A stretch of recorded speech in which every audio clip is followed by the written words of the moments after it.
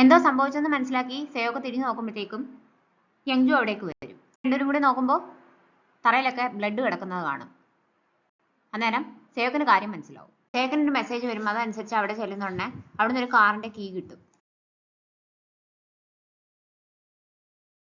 പെട്രോളൊക്കെ അടിച്ചിട്ട് ഡിക്കി തുറന്ന് നോക്കുന്നുണ്ടെ അതിനകത്ത് കുറെ നമ്പർ പ്ലേറ്റ്സ് ഉണ്ട്. അപ്പൊ ഇവർക്ക് രക്ഷപ്പെടാൻ വേണ്ടിയിട്ടെല്ലാം ഒരുക്കി വെച്ചേക്കുവാണ്. അവൻ നോക്കുന്നുണ്ടെ സേവക്ക് അവിടെ നിന്ന് ഫോൺ ചെയ്യുവാണ്. യുഎങ്ങിനെയാണ് ഫോൺ ചെയ്യുന്നത്. എന്നിട്ട് ചോദിക്കുന്നത്, നീ എന്താണ് മുമ്പ് എന്നോട് പറഞ്ഞത്? രക്ഷപ്പെടാൻ സാധ്യതയില്ലെന്ന് എന്തിനാണ് എന്നോട് പറഞ്ഞത്? ശരിയാണ്, നീ സർജറി ചെയ്യുവാണെങ്കിൽ ചിലപ്പോൾ രക്ഷപ്പെടത്തില്ലായിരിക്കും, പക്ഷെ ചെയ്യാൻ പോകുന്നത് ഞാനാണ്, അതുകൊണ്ട് രക്ഷപ്പെടും എന്നൊക്കെ പറഞ്ഞിട്ട് ഇവള് അവനോട് ദേഷ്യപ്പെടുമ്പോൾ ഞാൻ MRI റിസൾട്ട്സ് കണ്ടായിരുന്നു, ഞാനും കണ്ടായിരുന്നു എന്നപ്പോൾ ഇവള് തിരിച്ചു പറയും. അപ്പൊ ഇവനൊന്നും മിണ്ടാതെ നിൽക്കും. ശരി, നീ എനിക്കതെല്ലാം ഒന്ന് അയച്ചു തന്നെ ഞാൻ നോക്കട്ടെ എന്ന് അവൾ പറയും. അപ്പൊ അവളുടെ ടെൻഷൻ കാരണമാണ് അവൾ ദേഷ്യപ്പെടുന്നതെന്ന് അവന് മനസ്സിലായിട്ടുണ്ട്. പോലീസുകാര് മിന്നിന്റെ ഡെഡ് ബോഡി കണ്ടുപിടിക്കും. ഡോക്ടർ ചോദിക്കുക തിരിച്ച് റൂമിൽ വരുമ്പോഴത്തേക്കും ഒരു പാക്കേജ് ഒക്കെ വന്നിട്ടുണ്ട്. അപ്പൊ അത് അലൻ അയച്ചു കൊടുക്കുന്നതാണ്, വേണ്ടുന്ന മരുന്നാണ്. അപ്പൊ ഞാൻ റിസർച്ചിന്റെ ആവശ്യത്തിനെന്ന് പറഞ്ഞിട്ടാണ് ഈ മരുന്ന് വാങ്ങിക്കുന്നത്, എനിക്ക് ഇത്രമേ ഒപ്പിക്കാനായിട്ട് പറ്റുള്ളൂ, നമുക്കും കിട്ടുന്നതിന് ഒരു പരിധി ഉണ്ടല്ലോ എന്നൊക്കെ അയാൾ പറയുന്നുണ്ട്. അപ്പം ഡോക്ടർ ആണെങ്കിൽ പറയുന്നത്, എനിക്ക് വരണമെന്നുണ്ടായിരുന്നു ഇന്ന്, പക്ഷെ ഞാൻ വിചാരിക്കാതെ ഒരു സംഭവം വന്നു, അതുകൊണ്ടാണ് എന്നൊക്കെ പറഞ്ഞുകൊണ്ട് ഫോണിൽ സംസാരിച്ചുകൊണ്ട് കൊണ്ടുവന്ന് ബ്ലഡ് ഉള്ള ആ നൈഫും കർച്ചീഫും കോട്ടും എല്ലാം അവിടെ ഊരി വെക്കുകയാണ്. ചോയുടെ കണ്ടീഷൻ വളരെ മോശമാണെന്ന് യുഎങ് അയച്ച റിപ്പോർട്ട് കാണുമ്പോൾ സേവകന് മനസ്സിലാവും. അപ്പൊ അവർക്ക് വേണ്ടിയിട്ടൊരു ആളെ കൊല്ലുക വരെ ചെയ്തതാണ്, എന്തായാലും ഈ സർജറി ചെയ്തു കൊടുക്കണമെന്ന് യങ്ജു അവളുടെ അടുത്ത് പറയും. ഹ്യൂമൻ ബോഡിയെ പറ്റി നല്ല ധാരണയുള്ള ആരോ ആണ് ഈ കൊല നടത്തിയേക്കുന്നതെന്ന് പോസ്റ്റ്മോർട്ടം കഴിയുമ്പോൾ അവര് പോലീസിന്റെ അടുത്ത് പറയും. ഇന്റേണൽ ബ്ലീഡിംഗ് ആണ് കൂടുതലായിട്ട് ഉണ്ടായിട്ടുള്ളത്, അധികം ബ്ലഡ് ഒന്നും പുറത്തേക്ക് പോയിട്ടില്ല, ഒരു ഡോക്ടർ ആവാനുള്ള സാധ്യതയുണ്ടെന്നും പറയും. യാങ് ഇത് കേൾക്കുമ്പോൾ ആകെ അസ്വസ്ഥനാവും.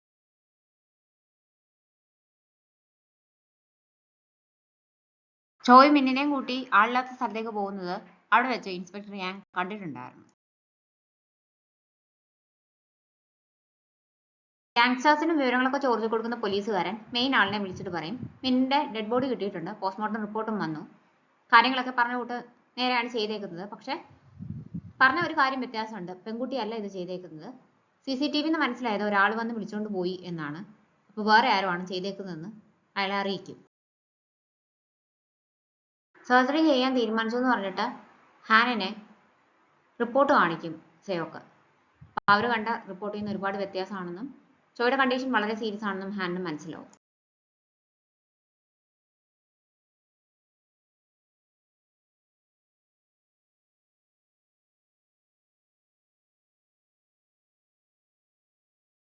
ഡോക്ടർ ചോയ് അലൻ ഗിമ്മിനെ കൊണ്ടുവന്ന് ഹോസ്പിറ്റലിലെ മെയിൻ ആളുകൾക്കെല്ലാം പരിചയപ്പെടുത്തി കൊടുക്കും. ജൂനിയേഴ്സ് ഒക്കെ നോക്കിക്കൊണ്ട് നിന്നിട്ട് ആരാധനയോടെയാണ് ഇയാളെ നോക്കുന്നത്, ഇയാളെ വലിയൊരു സംഭവമാണെന്ന് വിചാരിച്ചിട്ട്. കാരണം ഇത്രയും സന്തോഷത്തോടെ ആരെയും ഡോക്ടർ ചോയ് കൊണ്ടുവന്ന് പരിചയപ്പെടുത്തി കൊടുക്കുന്നത് അവരാരും കണ്ടിട്ടില്ല. റൂമിൽ വന്നു കഴിയുമ്പോൾ സേവകനെ എപ്പോഴാണ് പരിചയപ്പെടുത്തി കൊടുക്കുന്നതെന്നാണ് അലൻ അറിയേണ്ടത്. അവൻ അക്ഷമയാണെന്ന് ഡോക്ടർക്ക് മനസ്സിലാവും. എന്താണ് ഇത്ര ധൃതിയെന്ന് ചോദിക്കുമ്പോൾ, എനിക്ക് ഇതുപോലെ ഒരു ഫ്രണ്ട് ഉണ്ടായിരുന്നു, അവനെയാണ് എനിക്ക് ഓർമ്മ വന്നത്, ജീനിയസ് ആയിരുന്നു, അത് അവനും അറിയായിരുന്നു, അതിൻ്റെതായിട്ടുള്ള അഹങ്കാരം ഉണ്ടായിരുന്നു, അതുകൊണ്ട് തന്നെ ആൾക്കാരൊന്നും അവനെ അടുപ്പിക്കത്തില്ലായിരുന്നു, അവൻ എപ്പോഴും ഒറ്റയ്ക്കായിരുന്നു. പക്ഷെ ഞാൻ അവനോട് മിണ്ടുമായിരുന്നു, കാരണം ഇത്രയും ജീനിയസ് ആയിട്ടുള്ള ഒരാളെ പരിചയമുണ്ട് എന്ന് പറയുന്നത് തന്നെ അഭിമാനമായിട്ടാണ് എനിക്ക് തോന്നിയിരുന്നത്. അവരുടെ കൂടെ നടക്കുമ്പോൾ ഞാനെല്ലാം അക്കംപ്ലിഷ് ചെയ്തു എന്നൊരു ചിന്ത കൂടി എനിക്ക് വരുമായിരുന്നു എന്ന് അലൻ സമ്മതിക്കും. ആ ഫ്രണ്ട് എന്ത് ചെയ്യുന്നു എന്ന് ചോദിക്കുമ്പോൾ 30ാമത്തെ വയസ്സിൽ അവൻ ആത്മഹത്യ ചെയ്തു എന്നാണ് അലൻ പറയുന്നത്. സേവകനെ പറ്റി പറഞ്ഞു കേട്ടപ്പോൾ, സേവകന്റെ സർജറിയുടെ വീഡിയോ ഒക്കെ കണ്ടപ്പോൾ എനിക്ക് അവനെയാണ് ഓർമ്മ വന്നത്, അതുകൊണ്ടാണ് ഞാൻ ചോദിച്ചതെന്ന് ഇവൻ വീണ്ടും പറയും. കുറെ നാൾ കഴിഞ്ഞിട്ടാണ് സ്വന്തം സർജറി വീഡിയോ ഈ ഗാങ്സ്റ്റർ കാണുന്നത്. അതുവരെ അയാൾക്ക് ധൈര്യമില്ലായിരുന്നു. സേവകനെ പറ്റി കൂടുതൽ അറിഞ്ഞു കഴിഞ്ഞപ്പോൾ ഒരു കൗതുകത്തിനാണ് അയാൾ അത് കാണുന്നത്. അപ്പോൾ ഇത്രയും വലിയ ഗാങ്സ്റ്റർ ആണെന്ന് അറിഞ്ഞിട്ടും ഒരു പേടിയില്ലാതെ, നിങ്ങൾ ആരാണെന്ന് അറിയാമോ, എന്തൊക്കെ തെറ്റുകളാണ് ചെയ്തതെന്ന് അറിയാമോ എന്നൊക്കെ ഇവിടെ ചോദിക്കുന്ന കേൾക്കുമ്പോൾ ഇയാൾക്ക് വിശ്വസിക്കാൻ കുറച്ച് പ്രയാസമുണ്ട്. അത്രയും മനധൈര്യമുള്ള ഒരു കുട്ടിയാണെന്ന് അറിഞ്ഞിട്ട് തന്നെയാണ് അവളെ വീണ്ടും വിളിക്കുന്നത്. എന്നിട്ട് ചോദിക്കും, മിന്നിനെ ആരാണ് കൊന്നതെന്ന്. നിങ്ങൾ ഉദ്ദേശിച്ച കാര്യം നടന്നില്ലേ, പിന്നെ എന്തിനാണ് ആവശ്യമില്ലാത്ത കാര്യങ്ങൾ അന്വേഷിക്കുന്നത്, എന്തെന്നാണ് വിളിച്ചതെന്ന് പറഞ്ഞാൽ കാര്യം പറഞ്ഞിട്ട് എന്നെ വിടാനായിട്ട് അവൾ പറയും. അപ്പോൾ ഞാൻ എൻ്റെ വീഡിയോ കണ്ടായിരുന്നു, എനിക്ക് ധൈര്യമില്ലായിരുന്നു, ഇപ്പോൾ എനിക്ക് കണ്ടു കഴിഞ്ഞപ്പോൾ എനിക്ക് ഇഷ്ടപ്പെട്ടു, ഞാൻ വീണ്ടും പറയുവാണ്, എന്നെ കൊണ്ട് എന്തെങ്കിലും ആവശ്യമുണ്ടെങ്കിൽ ഒരു മടി വിചാരിക്കേണ്ട, ചോദിച്ചാൽ മതി, ഞാനത് സാധിച്ചു തരുമെന്ന് പറയും. ആദ്യം പറഞ്ഞ കൂട്ടം അവള് എതിർക്കുന്നില്ല. ശരി എന്ന് പറഞ്ഞിട്ടാണ് അവൾ അവിടുന്ന് പോകുന്നത്. യാങ് ഡോക്ടർ ചോയെ വിളിച്ചിട്ട് ഡിന്നറിന് പോകും. ഇയാൾ എന്നിട്ട് ഒന്നും പറയുന്നില്ല. അപ്പൊ ഇയാൾക്ക് എന്തോ പറയാനുണ്ടെന്ന് ഡോക്ടറിന് മനസ്സിലാവും. മിന്നിനെ ആരോ കൊന്നു. അവിടുത്തെ CCTV ദൃശ്യങ്ങൾ എനിക്ക് കിട്ടി. നിങ്ങൾ അയാളെ വിളിച്ചോണ്ട് പോകുന്നത് ഞാൻ കണ്ടു. എന്തിനാണ് അത് ചെയ്തതെന്ന് യാങ് ചോയുടെ അടുത്ത് ചോദിക്കും.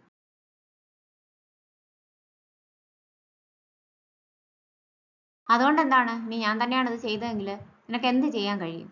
നിന്നെപ്പറ്റി ഒരുപാട് സീക്രട്സ് എനിക്കറിയാമെന്നാണ് ചോയ് എന്നെ മറുപടിയായിട്ട് പറയുന്നത്.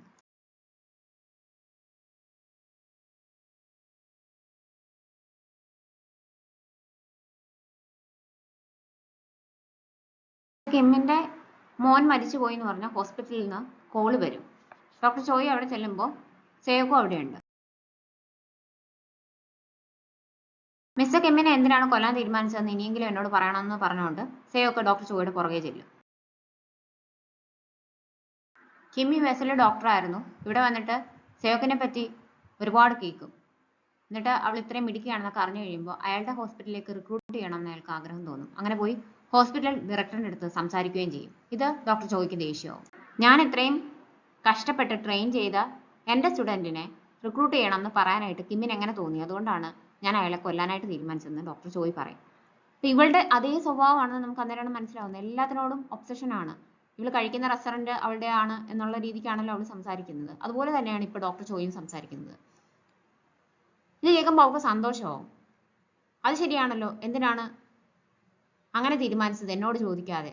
ഞങ്ങൾ തമ്മിൽ ഇൻട്രാക്ഷൻ ഒന്നും ഉണ്ടായിരുന്നില്ലല്ലോ, എന്നിട്ട് പോലും അങ്ങനെ തീരുമാനിച്ചെങ്കിൽ അത് തെറ്റാണ് എന്നാണ് ഇവൾ തിരിച്ച് ഡോക്ടർ ചോയുടെ അടുത്ത് പറയുന്നത്. അതുകൊണ്ടാണ് കിമ്മിൻ്റെ അടുത്ത് അങ്ങനെ ചെയ്തതെങ്കിൽ അതിലൊരു തെറ്റുമില്ല എന്ന് സേവക് പറയുന്നുണ്ടേ ഡോക്ടർ അന്തം വിടും. ഇത് തന്നെയാണ് ഞാൻ പറഞ്ഞത്, നീ നോർമൽ അല്ല, നീ എന്താ പറയുന്നതെന്ന് നിനക്ക് വല്ല ബോധം ഉണ്ടോ എന്ന് ചോദിക്കും.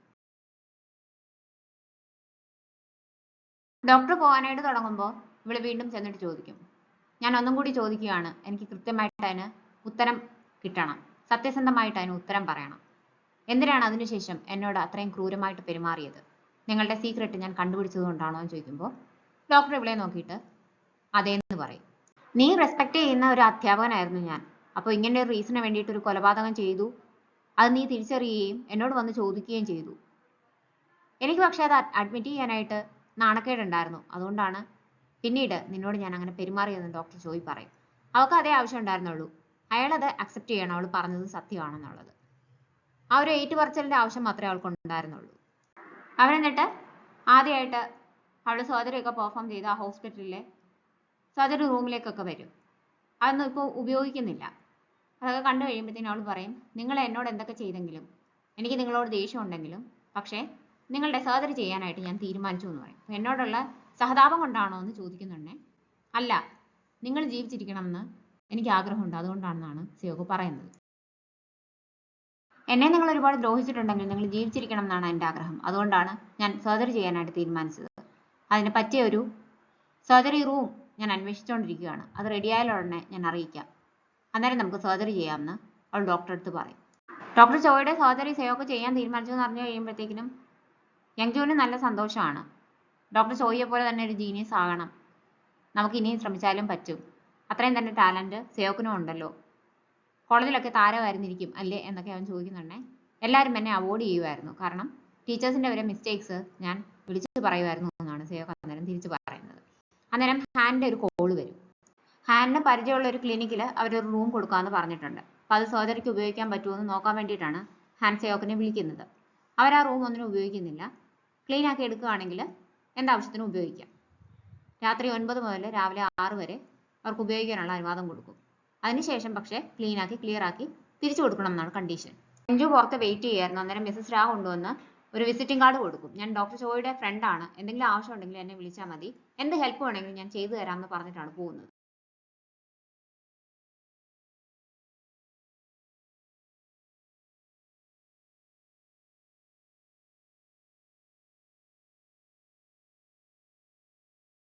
സേവകന് അന്നേരം ഒരു കോള് വരും. അത് യാങ്ങിന്റെ കോളാണ്, പോലീസ് സ്റ്റേഷനിൽ നിന്നാണ്. സേവക മിന്നിനെ മീറ്റ് ചെയ്യുന്ന കുറെ ഫോട്ടോസൊക്കെയാണ് ഇയാളുടെ കയ്യിലുള്ളത്. അത് വെച്ചിട്ടാണ് ചോദ്യം ചെയ്യുന്നത്. മിന്നിപ്പം ജീവിച്ചിരിപ്പില്ല. നീ ഡോക്ടർ ചോയെ സ്റ്റോക്ക് ചെയ്ത് പുറകെ ചെന്നാണെന്ന് എനിക്കറിയാം. ഡോക്ടർ ചോയും വന്ന് അവിടെ ഉണ്ടായിരുന്നു എന്ന് ഇൻസ്പെക്ടറുകളോട് പറയും. അന്നേരം ഇവളൊന്നും മിണ്ടാതെ ഇയാളെങ്ങനെ നോക്കും. അയാൾ കാരണമാണ് നിന്റെ ജീവിതം ഇങ്ങനെ ആയതെന്ന് എനിക്കറിയാം. അപ്പോൾ സ്വാഭാവികമായും അയാളൊരു ദേഷ്യം വരുമല്ലോ. അതുകൊണ്ടായിരിക്കാം നീ അയാളെ ഫോളോ ചെയ്തതെന്ന് ഇയാൾ വീണ്ടും പറയുമ്പോൾ ഇയാളുടെ ഇന്റൻഷൻ എന്താണെന്ന് നമുക്ക് മനസ്സിലാവുന്നില്ല. അതുകൊണ്ട് ഒന്നും പറയാതെ അയാൾ പറയുന്നത് കേട്ടോണ്ടിരിക്കുകയാണ് ചെയ്യുന്നത്. ഡോക്ടർ ചോയിയെ പറ്റി ഇങ്ങനെ മോശമായിട്ട് ഇവളോട് സംസാരിക്കുമ്പോൾ ഇവർക്ക് പക്ഷെ പഴയ ഒരു കാര്യമാണ് ഓർമ്മ വരുന്നത്.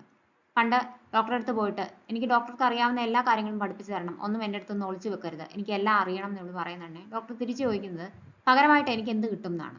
അന്നേരം ഇവള് മറുപടി പറയുന്നത് ഞാനൊന്നും തിരിച്ചു തരത്തില്ല, എനിക്കെല്ലാം വാങ്ങിച്ചേ പരിചയമുള്ളൂ, കൊടുത്തു പരിചയമില്ല എന്നാണ്. ഡോക്ടർ അത് കേട്ട് ചിരിക്കും. ഇവളിങ്ങനെയൊക്കെ പറഞ്ഞിട്ടും സെൽഫ്ലെസ് ആയിട്ട് അയാൾക്ക് അറിയാവുന്ന എല്ലാ കാര്യങ്ങളും അവളെ ഡോക്ടർ പഠിപ്പിച്ചു കൊടുത്തിട്ടുണ്ടെന്ന് അവൾക്ക് നല്ല ബോധ്യമുണ്ട്. പണ്ട് ഡോക്ടർ ചോയിയെ സ്ട്രാങ്കിൾ ചെയ്ത് കൊല്ലാൻ ശ്രമിച്ചുകൊണ്ട് ഇവളുടെ പേരിൽ കേസ് കൊടുത്തിട്ടുണ്ടായിരുന്നു. അതിന്റെ ഡീറ്റെയിൽസ് ഒക്കെ എടുത്ത് വെച്ചിട്ടാണ് ഞാൻ സംസാരിക്കുന്നത്. അന്ന് ആ സംഭവമൊക്കെ നടന്നതുകൊണ്ടാണ് നിനക്ക് ഹോസ്പിറ്റലിൽ നിന്ന് പുറത്തു പോകേണ്ടി വന്നതും ഇങ്ങനെ ഇല്ലീഗൽ സർജറീസ് ഒക്കെ ചെയ്യേണ്ടി വന്നതും. അയാൾ കാരണമാണ് ഇതൊക്കെ സംഭവിച്ചത്. ഇല്ലാന്നുണ്ടെങ്കിൽ നീ ഏതെങ്കിലും ഹോസ്പിറ്റലിൽ നല്ല രീതിക്ക് സർജറി ഒക്കെ ചെയ്ത് നല്ലൊരു ഡോക്ടറായിട്ട് ജീവിച്ചേനെ. അപ്പം എല്ലാത്തിനും കാരണം അയാളാണ്. നിന്നെ കൈമാറാൻ വേണ്ടിയിട്ടാണ് മിൻ അവിടെ വന്നത്. പക്ഷേ അത് ഡോക്ടർ ചോയ്ക്ക് മനസ്സിലായി, അതുകൊണ്ടാണ് മിന്നിനെ കൊന്നത് എന്ന് പറയും. അപ്പോൾ ഇവിടെ ഉടനെ ചോദിക്കുന്നത് ഞാൻ ഡോക്ടർ ചോയിയെ സ്റ്റോക്ക് ചെയ്തു എന്നല്ലേ നിങ്ങൾ ഇതുവരെ പറഞ്ഞുകൊണ്ടിരുന്നതെന്ന് ചോദിക്കുമ്പോൾ ഞാൻ മണ്ടനാണെന്ന് നീ വിചാരിച്ചോ? നിനക്ക് വേണ്ടിയിട്ടാണ് മിന്നിനെ ഡോക്ടർ ചോയ് കൊന്നതെന്ന് എനിക്കറിയാം എന്ന് പറയും. അപ്പം ഡോക്ടർ ചോയിയെ അറസ്റ്റ് ചെയ്യാൻ വേണ്ടിയിട്ടാണ് ഇയാൾ ഇതൊക്കെ പറയുന്നതെന്ന് സേവക്കിന് മനസ്സിലാവും. അന്ന് ആ മൗണ്ടൻ സൈഡിൽ നിന്ന് നേഴ്സിന്റെ ഡെഡ് ബോഡി കിട്ടിക്കഴിഞ്ഞപ്പോൾ നീ അയാളോട് ഒരുപാട് ദേഷ്യപ്പെട്ടു. പക്ഷേ ഡോക്ടർ തിരിച്ച് നിന്നോടൊന്നും പറഞ്ഞില്ല. അതിന് കാരണം എന്താണെന്ന് എനിക്കറിയാം. വർഷങ്ങളായിട്ട് ഞങ്ങൾ സുഹൃത്തുക്കളാണ്. അയാളെ ഞാൻ മനസ്സിലാക്കിയതുപോലെ വേറൊരാളും മനസ്സിലാക്കിയിട്ടില്ല. നീ അയാളുടെ വീക്ക്നെസ് ആണ്. അതുകൊണ്ടാണ് അയാൾ നിന്നോട് ദേഷ്യപ്പെടാതിരുന്നത്. അതുകൊണ്ട് തന്നെയാണ് മിൻ നിന്നെ കൈമാറാൻ പോകുന്നു എന്ന് അറിഞ്ഞപ്പോൾ മിന്നിനെ കൊന്നുകളയാനായിട്ട് ഡോക്ടർ തീരുമാനിച്ചത്. എല്ലാവരും നിന്നെ ഒരു സൈക്കോ ആയിട്ട് വിചാരിച്ചു വെച്ചിട്ടുണ്ട്. പക്ഷേ ശരിക്കും ഡോക്ടർ ചോയിയാണ് സൈക്കോ എന്ന് ഞാൻ പറയുമ്പോൾ ഒന്നും മിണ്ടാതെ കേട്ടുകൊണ്ടിരിക്കും സേവക്ക്. ഡോക്ടർ ചോയ് എല്ലാം വെക്കേറ്റ് ചെയ്യുകയാണ് ഹോസ്പിറ്റലിൽ നിന്ന്. അപ്പോൾ ഇപ്പം സർജറി നടത്താതെ ഒളിവിൽ പോകാനായിട്ട് തീരുമാനിച്ചു വെച്ചേക്കുവാണ്. അങ്ങനെയാണ് മിസ്സസ് രാ അവിടേക്ക് വരുന്നത്. അവർക്ക് കുറേ പൈസ കൊടുക്കും. എനിക്ക് ആവശ്യത്തിൽ കൂടുതൽ ഇപ്പോൾ തന്നു കഴിഞ്ഞല്ലോ, ഇതിൻ്റെ ആവശ്യമില്ല എന്ന് പറയുമ്പോൾ കൈ വെച്ചേക്കാനാണ് ഡോക്ടർ പറയുന്നത്. മിസ്സസ് രായ്ക്ക് ദേഷ്യമുണ്ട്. നിങ്ങളുടെ പ്ലാൻ ഇതാണെന്ന് ആദ്യമേ ഞാൻ അറിഞ്ഞിരുന്നെങ്കിൽ ഞാൻ ഇതിനൊന്നും കൂട്ടു നിൽക്കത്തില്ലായിരുന്നു എന്ന് രാ പറയും. അന്നേരമാണ് ഡോക്ടർക്ക് സേവക്കിൻ്റെ കോള് വരുന്നത്. ഞാൻ സർജറിക്ക് റൂം കണ്ടുപിടിച്ചു, എല്ലാം റെഡി ആയിട്ടിരിക്കണം, അതിന് മുമ്പ് എന്താണ് ചെയ്യേണ്ടതെന്നൊക്കെ അറിയാമല്ലോ, അതെല്ലാം ചെയ്തു കഴിഞ്ഞിട്ട് നമുക്ക് ഇന്ന് രാത്രി തന്നെ ചെയ്യാമെന്ന് പറയും. അപ്പോൾ ഇയാളെല്ലാം സമ്മതിച്ച് ഒന്നും തിരിച്ചു പറയാതെ എല്ലാം കേട്ടോണ്ട് നിൽക്കും. അപ്പോൾ അവളോട് പറയാതെയാണോ പോകാനായിട്ട് പോകുന്നതെന്ന് മിസ്സസ് രാ ചോദിക്കും. ആ കുട്ടി ഇത് എങ്ങനെ എടുക്കുമെന്ന് ആലോചിച്ചിട്ട് എനിക്ക് പേടിയുണ്ട്, ഞാനാണെങ്കിലും എനിക്ക് ദേഷ്യം വരും, അതായത് ഒരുപാട് നെഗറ്റീവായിട്ട് ആ കുട്ടിയെ ഇത് ബാധിക്കും എന്നൊക്കെ മിസ്സസ് രാ പറയുമ്പോൾ ഇങ്ങനെ മാത്രമേ എനിക്ക് ഇങ്ങനെ ഒരു സിറ്റുവേഷൻ എങ്ങനെ തരണം ചെയ്യണമെന്ന് അവളെ പഠിപ്പിക്കാനായിട്ട് പറ്റുള്ളൂ എന്നാണ് ഡോക്ടർ ചോയ് പറയുന്നത്. ഇവർക്കത് ഇഷ്ടപ്പെടുന്നില്ല ഇയാളി ചെയ്യുന്നതൊന്നും.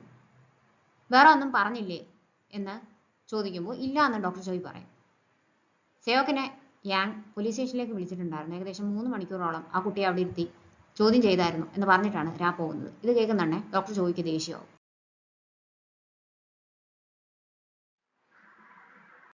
യാങ്ങിന് ഒരു കോൾ വന്നതനുസരിച്ച് അന്നേരം തന്നെ പോലീസ് സ്റ്റേഷനിൽ നിന്ന് എങ്ങോട്ടേക്കോ പോകും. സർജറിക്കുള്ളതെല്ലാം റെഡിയാക്കി വെച്ചിട്ട് 3 പേരും ഡോക്ടർ ചോയിയെ പ്രതീക്ഷിച്ചിരിക്കുവാണ്. പറഞ്ഞ സമയം കഴിഞ്ഞിട്ടും പിന്നീട് ഒരുപാട് നേരം കഴിഞ്ഞിട്ടും ഡോക്ടർ ചോയ് സർജറിക്ക് വരത്തില്ല. വന്ന ഫോൺ കോൾ അനുസരിച്ച് ഒരു സ്ഥലത്ത് ഒരു പഴയ കെട്ടിടത്തിനകത്ത് ഒരു ഫ്രീസറിനകത്ത് ചെന്ന് നോക്കുന്നുണ്ടേ യാങ്ങിന് ഇൻസ്പെക്ടർ ലീയുടെ ഡെഡ് ബോഡി കാണാൻ പറ്റും. യാങ് ഷോക്ക്ഡ് ആയിട്ട് ഈ ഡെഡ് ബോഡി ഇങ്ങനെ നോക്കിക്കൊണ്ട് നിൽക്കുമ്പോൾ അവിടേക്ക് ആരോ വരും. അത് ഡോക്ടർ ചോയ് ആയിരുന്നു.